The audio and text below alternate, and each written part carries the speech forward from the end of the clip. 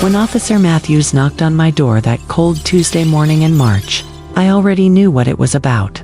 I'd seen the way Marco had been looking at me for the past 3 weeks, that mixture of suspicion and concern that people get when they think something's not quite right. I'd watched him whispering to his wife behind the counter. Watched them both glance at me when they thought I wasn't paying attention. So when I opened the door and saw the young police officer standing there with his notebook out, his breath making little clouds in the frigid Toronto air, I just smiled and said, "Come on in, I'll put the kettle on."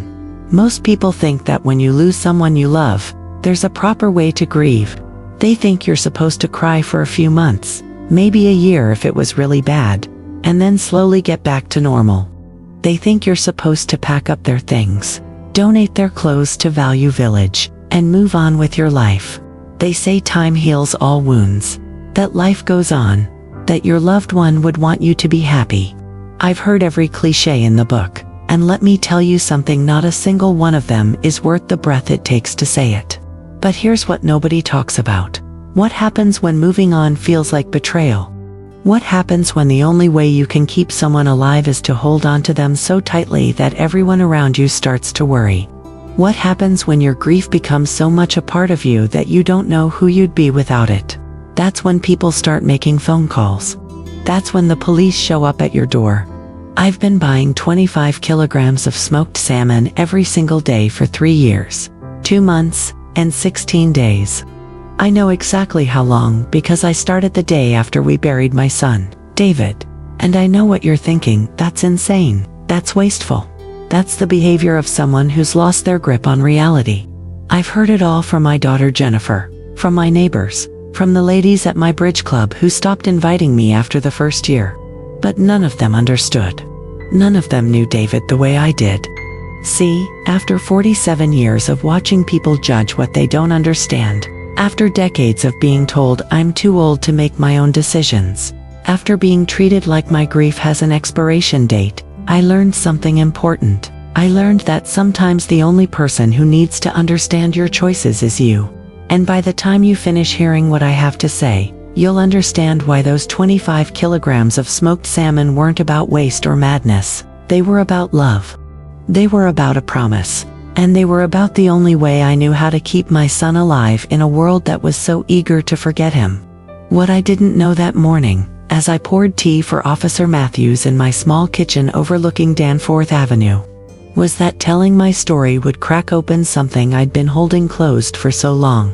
I didn't know that the truth I'd been carrying alone would finally spill out. And I definitely didn't know that by the end of that day, Marco Benedetti, the same man who'd reported me to the police, who'd been so convinced I was running some kind of illegal operation, would be sitting in my living room with tears streaming down his face, telling me he was sorry over and over again. Officer Matthews sat across from me at my kitchen table, his uniform jacket still on, his young face trying to maintain that professional neutrality they teach them at the academy. He couldn't have been more than 30, probably had a young family at home. Probably thought he was going to have to deal with some crazy old lady who was hoarding fish or running a black market salmon ring, or God knows what Marco had told him. "Mrs. Williams," he started, pulling out his notebook. "I'm here because we received a complaint from Marco Benedetti, the owner of Benedetti's Fine Foods on Pape Avenue. He says you've been purchasing extremely large quantities of smoked salmon on a daily basis. And he's concerned about what I'm doing with it." I finished for him, wrapping my hands around my tea mug. It was the blue one David had given me for Mother's Day in 2019, the last Mother's Day we had together.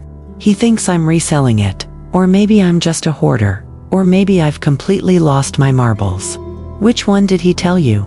Officer Matthews had the decency to look uncomfortable. He expressed concern for your well-being, ma'am. And yes, he mentioned that the quantity seems unusual for personal consumption. It's not for personal consumption, I said quietly, looking out my window at the gray March sky. Snow was starting to fall again. Those small, hard flakes that stung when they hit your face. I haven't eaten smoked salmon in over 3 years. Can't stand the smell of it anymore. To be honest, I watched confusion flicker across his face. Good. Let him be confused. Let him sit there trying to figure out the puzzle, the same way everyone else had tried and failed. Then what he started. "Do you have kids, Officer Matthews?" The question caught him off guard. Yes, ma'am. A daughter. She's 2. Hold on to every moment," I said, and I couldn't keep the edge out of my voice. Because time moves faster than you think, and one day you'll wake up and realize that all those moments you thought you'd have forever are gone. Just ... gone. I stood up and walked to my refrigerator, a small apartment-sized model that was mostly empty, except for some eggs, milk, and a container of strawberries that were probably going bad. I opened the freezer compartment, also nearly empty. Officer Matthews was probably expecting to see it packed with salmon, evidence of whatever crime he thought I was committing. "It's not here," I said. "It's never here. I buy it, and within an hour, it's gone, every single day. 25 kilograms. That's about 55 pounds for you Americans. ... Oh, sorry, we're Canadian, aren't we? Force of habit." My late husband Tom was from Michigan, and we spent a lot of years going back and forth across the border. "Mrs. Williams, I need you to tell me what you're doing with the salmon." I sat back down and looked at this young officer with his whole life ahead of him, with his 2-year-old daughter waiting at home, and I made a decision. I decided to tell him everything. Not because I owed him an explanation, and not because I thought it would make him understand, but because for 3 years, I'd been carrying this story alone, and maybe it was time to let someone else hold it for a while. "My son David died on December 15th, 2021, I began. He was 43 years old. Heart attack, completely unexpected. He was healthy, or so we all thought. He went to bed one night complaining of indigestion, and he never woke up. His wife Rebecca found him the next morning, called 911, called me, called Jennifer. But he was already gone, had been gone for hours. Officer Matthews's pen stopped moving. "I'm sorry for your loss." "Everyone is," I said. "Everyone's always sorry. But sorry doesn't bring them back, does it? Sorry doesn't fill the hole they leave behind. Sorry is just a word people say when they don't know what else to say." I took a sip of my tea. It had gone lukewarm, but I barely noticed. David loved smoked salmon. Absolutely loved it. When he was a little boy, maybe 7 or 8 years old, Tom and I took him on a trip out to British Columbia. We were staying in Vancouver, and we went to Granville Island. "Do you know it?" Officer Matthews shook his head. "It's this amazing public market, right on the water. Vendors selling everything: fresh produce, flowers, crafts, and fish. So much fish." David was fascinated by it all, but especially by the smoked salmon. There was this one vendor, an old indigenous man, whose family had been smoking salmon for generations. He let David try a piece, and I'll never forget the look on his face. Pure joy. He turned to me and said, "Mom, this is the best thing I've ever tasted. Can we have this forever?"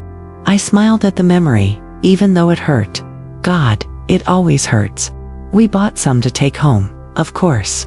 And from that day on, smoked salmon became our thing. Whenever he had a bad day at school, I'd surprise him with smoked salmon on bagels. When he got his acceptance letter to University of Toronto, we celebrated with smoked salmon and champagne. When he and Rebecca got engaged, I made this elaborate brunch with, you guessed it, smoked salmon as the centerpiece. It became our tradition, our connection. Officer Matthews was just listening now, not writing anything down. After Tom died in 2015, David made sure to come by every Sunday. Every single Sunday for 6 years, like clockwork. He'd bring Rebecca and the kids, my grandchildren, Emma and Jack, and we'd have brunch together. And you know what he always brought? Smoked salmon, Officer Matthews said quietly. Benedetti's finest, I confirmed. Marco's place became our spot. David would go there every Saturday afternoon, buy the salmon for Sunday brunch, chat with Marco about hockey and politics, and whatever else men talk about. Marco knew David's order by heart. Said it was the best part of his Saturday, seeing my boy come through that door.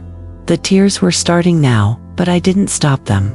I'd learned that trying to hold back tears was like trying to hold back the tide, pointless and exhausting. When David died, everything stopped. The world kept turning, but mine just stopped. Jennifer tried to help. She lives in Vancouver now, with her own family, flew in right away when it happened. Rebecca was destroyed, absolutely destroyed. The kids didn't understand why Daddy wasn't coming home, and I didn't know how to exist in a world without my son. I paused, gathering myself. This was the hard part. This was where people usually stopped understanding and started judging. The day after the funeral, I couldn't sleep. It was about 4 in the morning, and I was lying in bed, staring at the ceiling, and all I could think about was those Sunday brunches. All I could think about was David walking through my door with that familiar package from Benedetti's, that smile on his face, calling out, "Mom, I got the good stuff." And I realized something that nearly tore me apart. We'd never have another Sunday brunch. We'd never share smoked salmon again. That tradition, that connection, it was just over. Officer Matthews leaned forward slightly. "So you started buying the salmon?" "Not right away," I said. At first, I just avoided Benedetti's completely. Couldn't bear to walk past it. Couldn't bear to see Marco and know that David would never walk through that door again. But about a week after the funeral, I had this dream. David was sitting at my kitchen table, right where you're sitting now, and he was eating smoked salmon straight from the package, the way he used to do when he was a teenager, and I'd scold him for it. In the dream, he looked at me and said, "Mom, don't let our thing die with me." I had to stop for a moment. Even now, 3 years later, that dream felt so real. I woke up, and it was like something clicked into place in my brain. A plan, or maybe an obsession. I honestly don't know what to call it, but I knew what I had to do. I got dressed, waited until Benedetti's opened at 8, and I walked in there for the first time since David died. Marco saw me, and his face just crumpled. He came around the counter, hugged me, told me how sorry he was, and then I told him I wanted to buy all the smoked salmon he had in stock. "All of it?" Officer Matthews asked. "Every single piece, 28 kilograms that day." Marco thought I was planning some kind of memorial reception, that I was going to feed all the people who'd been coming by with casseroles and condolences. He helped me load it into my car, wouldn't let me pay for all of it, said it was his gift to David's memory. I thanked him and drove away. "What did you do with it?" "I drove to High Park," I said. "Do you know the park?" He nodded. "There's this area near Grenadier Pond, where David used to take Emma and Jack to feed the ducks. He wasn't supposed to. There are signs everywhere saying not to feed the wildlife, but he did it anyway because it made the kids happy. He'd say, 'Mom, sometimes you have to break small rules to create big memories.' That was David. Always bending rules, always making life more fun for everyone around him." I pulled out my phone. Yes, I know how to use an iPhone, despite what my daughter thinks. Sandy showed Officer Matthews a photo. It was from 2019, David crouching down with Emma and Jack, all three of them laughing as ducks and geese crowded around them. I went to that spot, and I fed the ducks, fed them smoked salmon, all 28 kilograms of it. Took me hours. People probably thought I was insane. This old woman sitting by a pond, crying and throwing expensive fish to the birds. But you know what? In that moment, I felt close to David. I felt like I was continuing something we'd started together. I felt like I was keeping a promise. Officer Matthews was very quiet. Outside, the snow was falling harder now. The next day, I did it again. Bought more salmon from Marco, went to the park, fed the ducks, and the day after that, and the day after that, it became my routine, my ritual. Wake up, get dressed, go to Benedetti's, buy the salmon, go to the park, spend time where David spent time, feed the creatures he fed. It was the only thing that made me feel like he wasn't completely gone. For 3 years, Officer Matthews said, and there was wonder in his voice, not judgment. For 3 years, 2 months, and 16 days, every single day. Rain, snow, ice, heat, waved, didn't matter. I was there. The ducks and geese started recognizing me. They'd see my car pull up and come running. Or waddling, I guess. Other regular park visitors got used to seeing me. Some of them started calling me the salmon lady. A few thought I was wonderful, keeping the birds fed through the harsh winters. Others thought I was a menace, interfering with nature. What about your family, your daughter? I laughed, but there was no humor in it. Jennifer thinks I've lost my mind. She's been trying to get me to seek help for over 2 years now. Sent me information about grief counselors, support groups, even threatened to have me evaluated for dementia. She can't understand why I won't move on. She means well, she really does, but she didn't have what David and I had. She lived on the West Coast for 20 years, saw us maybe twice a year. She didn't have Sunday brunches and smoked salmon traditions. She had her own life, her own family, her own connections, and that's fine, that's how it should be. But she can't expect my grief to look like hers. And Rebecca, David's wife, Rebecca moved back to her hometown in Nova Scotia about 18 months ago. She said Toronto had too many memories, that everywhere she looked, she saw David. I understood that, I really did. But it also meant she took Emma and Jack away. I haven't seen my grandchildren in person in over a year. We do video calls, but it's not the same. They're growing up without me, without knowing their grandmother, beyond a face on a screen. That's another thing I lost when I lost David, easy access to his children. I stood up and refilled the kettle, needing something to do with my hands. About 6 months ago, Marco started acting strange. He'd give me these long looks when I came in every day. Started asking questions about what I was doing with all the salmon. I'd always just say it was for a charitable purpose, which was technically true. I was feeding God's creatures, wasn't I? But he wasn't satisfied with that answer anymore. Started talking to his wife about it, and she apparently convinced him something suspicious was going on. Hence the police report. Hence you sitting in my kitchen. I agreed, setting a fresh cup of tea in front of him. Marco probably thinks I'm running some kind of scam, or maybe that I'm not well in the head. And maybe I'm not.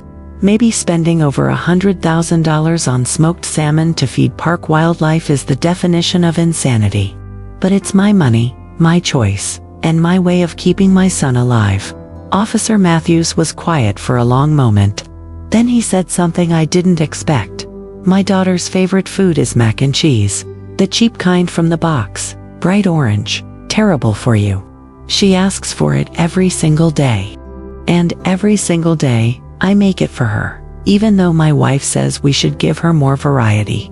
I make it because watching her eat it, seeing her happy face, that's one of my favorite parts of the day.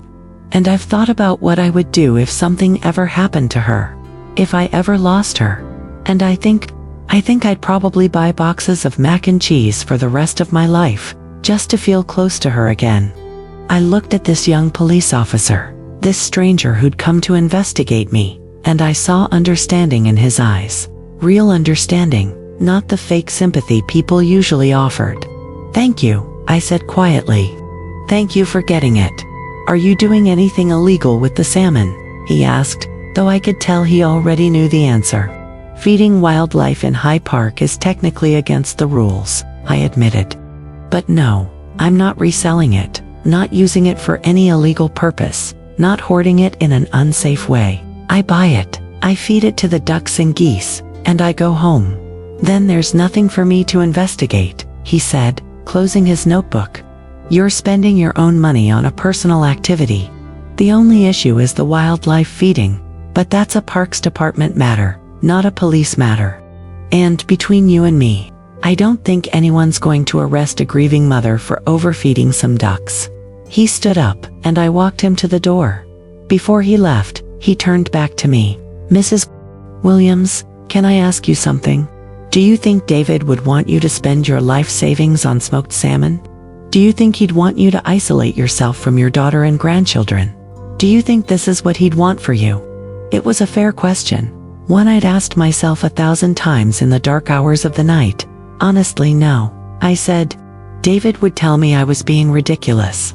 He'd laugh and shake his head and tell me to take that money and go on a cruise or spoil his kids or literally do anything else with it. But David's not here to tell me that. David's not here to stop me. And this is the only way I know how to be his mother anymore. When you're a parent, you spend your whole life taking care of your child, feeding them, protecting them, making sure they're happy. And then they die, and suddenly you don't have anyone to take care of. You don't have anyone to feed. And it feels like your whole purpose has been ripped away. So yeah, maybe feeding ducks 25 kilograms of expensive smoked salmon every day is crazy. But it's the only way I still get to be David's mom. Officer Matthews nodded slowly. I hope you find peace, Mrs. Williams.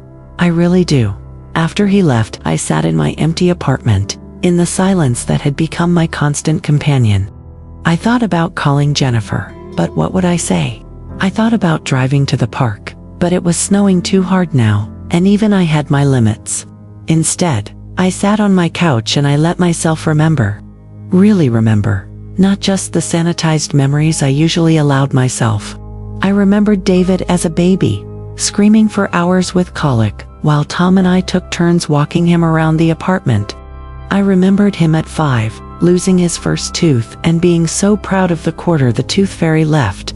I remembered him at 13, sullen and angry because we'd moved from Michigan to Toronto and he'd had to leave all his friends behind. I remembered the fights we had when he was 16, 17, 18, terrible fights about curfews and grades and whether he could take the car. I remembered him bringing Rebecca home for the first time, nervous and excited, asking me later if I liked her. I remembered dancing with him at his wedding, both of us crying because Tom had died just 3 months before and should have been there to see his son get married. I remembered Emma being born, and how David had held her with such tenderness, such fear, such overwhelming love. I remembered Jack's birth 2 years later, and how David had said, "Now I understand how much you love me, Mom. Now I get it." And I remembered that last Sunday brunch, just a week before he died. It had been like any other Sunday. David had brought the smoked salmon from Benedetti's. We'd made bagels and cream cheese and cucumber salad. Emma and Jack had run around my apartment while Rebecca tried to get them to sit still. David had told me about a promotion he might get at work, about Jack's upcoming hockey game, about their plans to drive to Rebecca's parents' place in Nova Scotia for Christmas. It had been ordinary, beautifully, perfectly ordinary. And I'd had no idea it was the last time. That's what kills you about death, not the big dramatic moments, but the small ones you didn't know were endings. The last time you hugged them without knowing it was the last time. The last time you heard their laugh. The last time you said love you before hanging up the phone. All those lasts that you thought were just regular moments in an infinite string of moments to come. Around 3 in the afternoon, there was another knock on my door. I wasn't expecting anyone, and for a moment, I wondered if Officer Matthews had come back with more questions. But when I opened the door, it was Marco Benedetti standing there, his large frame filling my doorway, his face red from cold and emotion. "Mrs. Williams," he said. "Can I come in?" I stepped aside, and he walked into my small apartment. This big Italian man who smelled like fish and olive oil, and who'd been part of my life for so many years. "The police officer came to see me," Marco said, not sitting down, just standing in my living room looking uncomfortable. "Officer Matthews. He told me." He explained about David, about the park, about the ducks. "Mrs. Williams, I didn't know. I swear to God, I didn't know what you were doing with the salmon. I never told you," I said simply. "You should have." His voice broke. "You should have told me. David was my friend. Did you know that? Every Saturday he came in. We'd talk for 20, 30 minutes. He told me about his kids, his work, his wife. I told him about my troubles, my worries about the business, about my daughter who wants to move to Italy. We were friends. And when he died, I cried. I went to the funeral. I hugged Rebecca and told her how sorry I was. And then you started coming in every day, buying all this salmon. And I thought, ... double quotes." He trailed off, looking ashamed. "You thought I'd gone crazy," I finished for him. "I thought you were reselling it. I thought maybe you were in financial trouble, or maybe you'd developed some kind of mental problem. My wife, she kept saying we should do something, that we couldn't just keep taking your money if something was wrong with you. So I called the police.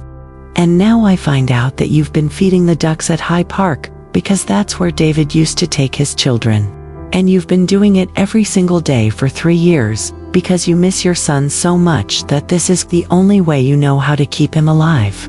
Marco pulled out a handkerchief and wiped his eyes, not bothering to hide his tears.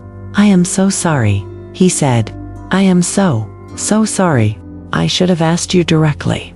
I should have trusted that there was a good reason for what you were doing. Instead, I sent the police to your door like you were some kind of criminal.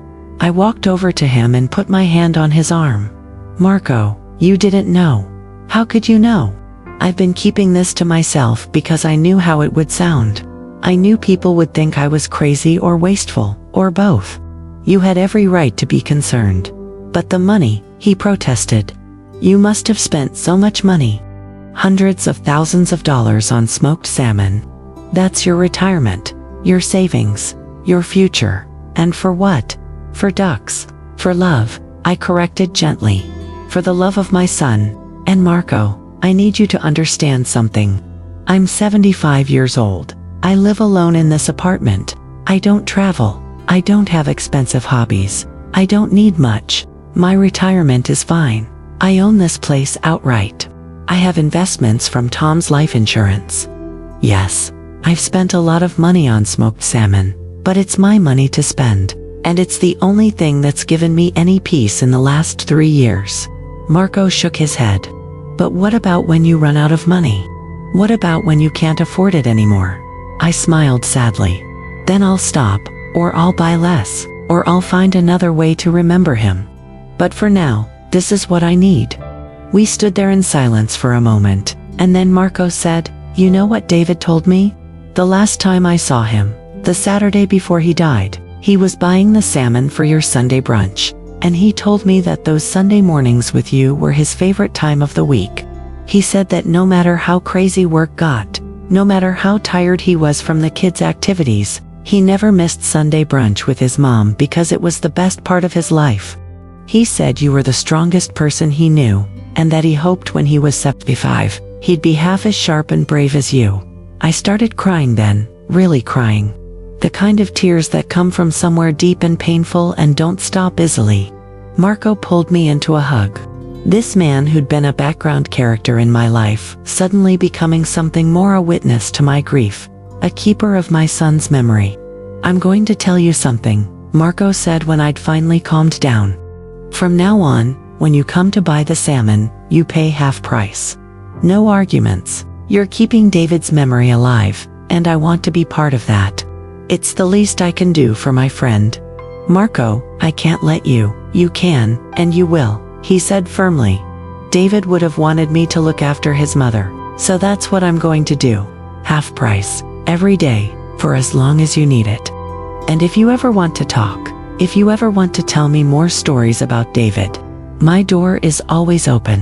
After Marco left, I sat down and really thought about what Officer Matthews had asked me.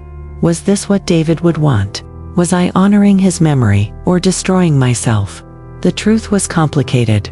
David had been a practical man. He would have told me to use my money wisely, to stay connected with Jennifer and the grandkids, to build a life beyond grief. But David had also been a man who understood ritual and meaning. He'd insisted on Sunday brunches even when they were inconvenient. He'd fed ducks with his kids, even though it was against the rules. He'd believed that some things mattered more than practicality. I thought about Emma and Jack, growing up in Nova Scotia without really knowing me. I thought about Jennifer, worried and frustrated across the country in Vancouver. I thought about Rebecca, trying to build a new life without David. And I thought about myself, 75 years old, spending my days feeding overpriced fish to park wildlife because it was the only way I could still be a mother to my dead son. Something needed to change. I knew that, but I wasn't ready yet. Not quite yet. The next morning, I went to Benedetti's, as usual. Marco saw me coming and came out from behind the counter immediately. True to his word, he insisted on the half-price arrangement. We talked for a few minutes about the weather, about his daughter's decision to postpone her move to Italy, about a new supplier he was considering. How are Emma and Jack? He asked. Do you hear from them? Video calls every week, I said. Emma's 9 now, playing soccer and reading Harry Potter. Jack's 7, obsessed with dinosaurs and building Lego sets. They're good kids. David would be so proud of them, Marco said. And of you too, for keeping going, even when it's hard. I took the salmon to High Park, as I had every day for over 3 years. The snow from yesterday had mostly melted, leaving everything gray and slushy. But the ducks and geese recognized my car, just like always. They came running or waddling, as I'd told Officer Matthews, clustering around me as I opened the package. As I fed them, I thought about what David had said about breaking small rules to create big memories. Maybe that's what I'd been doing all along, breaking the rules about how grief is supposed to look, how long mourning is supposed to last, what constitutes a meaningful use of money and time. Maybe I'd been creating my own kind of memory, my own kind of tribute. But I also thought about what I was missing while I stood here every day. I thought about Emma's soccer games that I wasn't attending, Jack's Lego creations that I wasn't seeing in person, Jennifer's life in Vancouver that I was barely part of. I thought about the rest of my life, however many years I had left, and whether I wanted to spend all of them at the edge of this pond, feeding ducks expensive fish they probably didn't even appreciate. That night, I did something I hadn't done in months. I called Jennifer. Mom. She answered on the second ring, sounding surprised. Is everything okay? I'm fine, I said. I just, ... I wanted to talk to you. Really talk. Not just our usual check-ins where I pretend everything's fine and you pretend you're not worried about me. There was a long pause. Then Jennifer said, okay, I'm listening. So I told her. I told her about the smoked salmon, about the park, about the ducks. I told her about Officer Matthews and Marco, and the last 3 years of my life. I told her things I'd never said out loud before about how much I missed David. About how lost I felt. About how the salmon ritual was the only thing that made me feel like I still had a purpose. Jennifer cried. I heard her trying to muffle it, but I heard it anyway. Mom, I had no idea, she said. I knew you were struggling, but I didn't realize. God, I'm such a terrible daughter. I should have been there more. I should have. You have your own life, I interrupted. Your own family, your own job, your own world. I never expected you to put that on hold for me. But you're my mother, she said. And you've been dealing with this alone for 3 years. That's not okay. I should have been better. I wasn't ready to let anyone in, I admitted. I'm still not sure I am, but maybe I need to try. Maybe I need to find a way to remember David that doesn't require me to spend every single day at a park by myself. What if you came here? Jennifer suggested suddenly. To Vancouver. You could stay with us for a few weeks, or a month, or longer. The kids would love to see you, and maybe being somewhere new, somewhere without all the Toronto memories, might help. Not to forget, David Dye would never ask you to do that, but maybe to find a different way to carry him with you. The idea terrified me. Leave Toronto. Leave my apartment, my routine, my ritual. Stop going to the park every day. It felt like betrayal, like abandonment, like I was giving up on David. But another part of me, a small, tired part, whispered that maybe change wasn't betrayal. Maybe finding a new way forward wasn't the same as leaving David behind. Maybe I could carry his memory without carrying this crushing weight. Let me think about it, I said. Take all the time you need, Jennifer replied. But Mom, thank you for telling me. Thank you for trusting me with this. After we hung up, I sat in my quiet apartment and thought about what David would really want. Not the fantasy version I'd created in my head, but the real David, the practical, loving, sometimes frustrating man who'd been my son. He would want me to live, not just exist, not just go through the motions of each day, but actually live.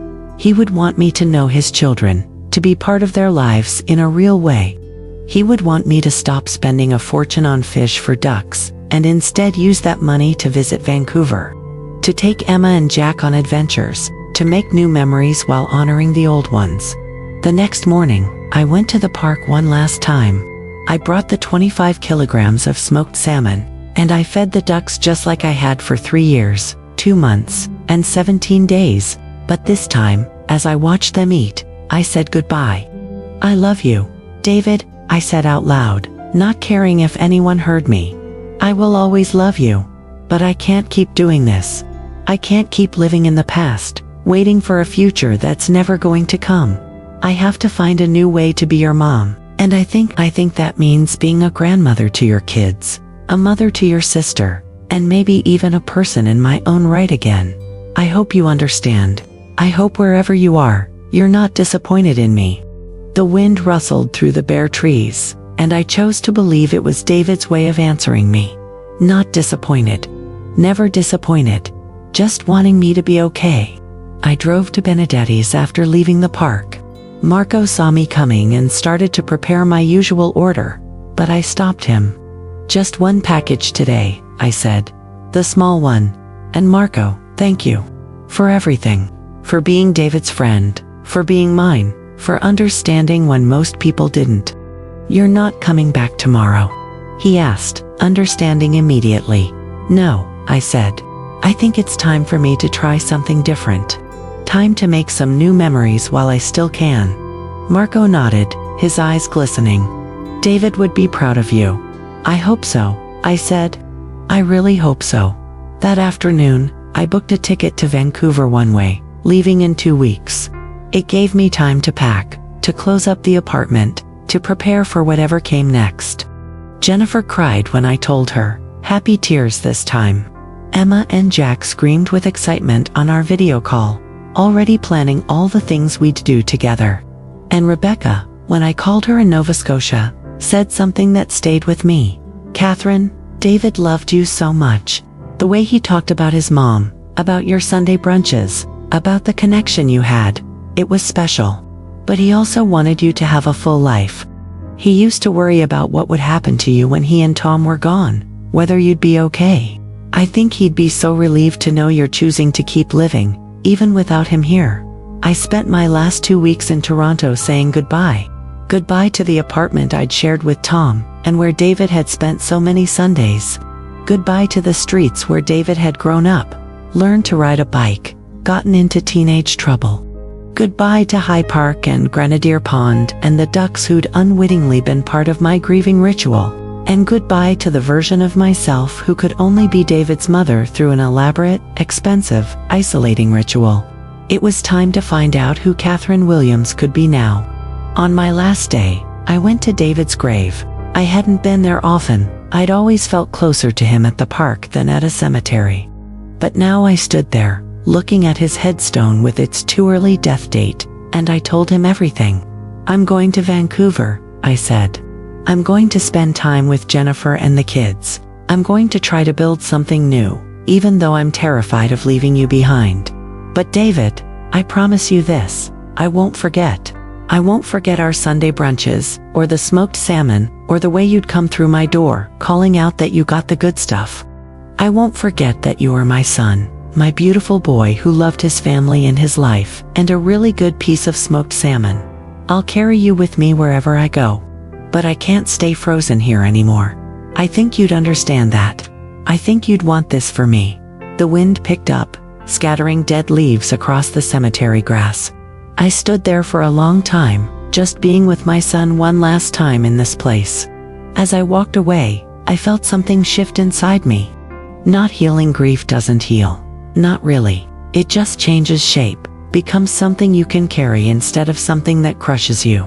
The weight was still there, would always be there, but maybe now I could carry it while also carrying other things, new memories, new connections, new reasons to keep going. Looking back now, from the perspective of someone who's made it through to the other side of that impossible grief, I can see what I couldn't see then. I wasn't crazy for buying all that salmon. I wasn't wrong for needing that ritual. But I also wasn't wrong for finally letting it go. Grief doesn't follow rules. It doesn't care about what's practical or sensible or what other people think you should do. Sometimes it looks like spending $100,000 on fish for park ducks. Sometimes it looks like moving across the country to be near your daughter. Sometimes it looks like 1,000 other things that might not make sense to anyone else but make perfect sense to you. The important thing, the thing I learned through all of this, is that there's no right way to grieve. There's only your way. And your way might change over time, might evolve from one thing into another. That's okay. That's more than okay. That's being human. I live in Vancouver now, in a small apartment not far from Jennifer's house. I see Emma and Jack several times a week. I FaceTime with Rebecca and my grandkids in Nova Scotia. I joined a book club and a walking group. I've made new friends, found new routines, built a life that doesn't revolve around loss. But every Sunday morning, I still make smoked salmon for brunch. I buy it from a local shop here, and it's not quite as good as Marco's, but it's close enough. Jennifer and her family come over, and we eat together, and I tell them stories about David, about their uncle, their brother-in-law, my son. Emma and Jack know him now, not just as a face in photos, but as a real person with quirks and jokes, and a deep abiding love for his family. And sometimes, when I'm sitting at my table with my daughter and her family, eating smoked salmon and telling David stories, I feel him there with us. Not in the desperate, grasping way I felt him at the park, but in a peaceful, settled way. He's in Jennifer's laugh, which sounds just like his. He's in the way Emma wrinkles her nose, which she must have inherited from him through some genetic magic. He's in the love we share, the memories we keep alive, the way we make sure his children know their father even though he's gone. If you're reading this, or listening to this, and you're grieving someone you love, I want you to know something. However you're handling it, whatever you're doing to get through each day, it's okay. If you need to buy 55 pounds of smoked salmon every day and feed it to ducks, do it. If you need to talk to your loved one's grave, do it. If you need to keep their room exactly as it was, or pack up everything immediately, or move across the country, or stay exactly where you are, do it. There's no timeline for grief, no instruction manual, no right answer. But also know this, you can change your mind. You can decide that what worked for you yesterday doesn't work for you today. You can evolve, adapt, find new ways to carry your loss. That's not betrayal. That's survival. That's love taking on a new form. David died 3 years, 8 months, and 4 days ago. The pain of losing him will never completely go away. But I've learned to live with it, around it, through it. I've learned that I can be a grieving mother and also be a grandmother, a friend, a woman with her own life and interests and future. And you know what? I think David would approve. I think he'd see me here in Vancouver, surrounded by family, making Sunday brunch with smoked salmon, telling stories about him, keeping him alive in the hearts of the people who love him, and he'd smile. He'd say, "Good job, Mom. Now that's how you remember someone." So that's my story. That's why I bought 25 kilograms of smoked salmon every single day for over 3 years. That's why Marco called the police. And that's why, when he learned the truth, he broke down crying because he understood what I'd been doing all along. I was just trying to be a mother to a son who didn't need mothering anymore. I was trying to keep feeding someone who couldn't eat. I was trying to love someone I couldn't hold. And in the end, I learned that love doesn't end when someone dies. It just transforms. It finds new ways to exist, new forms to take, new people to touch. David's love lives on in his children, in the memories we share, in the Sunday brunches we continue, in the stories we tell. If you've stuck with me through this whole story, thank you. Thank you for witnessing my grief, my journey, my transformation. And if you're dealing with your own loss, your own impossible grief, I hope my story helps you remember that you're not alone. We're all just doing our best to love the people we've lost while still living the lives we have left. That's all any of us can do. Love hard, grieve honestly, and keep going even when it feels impossible. Especially when it feels impossible. And if you see an old woman feeding ducks in a park somewhere, buying way too much fish, looking like she's having a conversation with someone no one else can see, be kind. You never know what story she's carrying. You never know whose memory she's keeping alive. Thank you for listening to mine.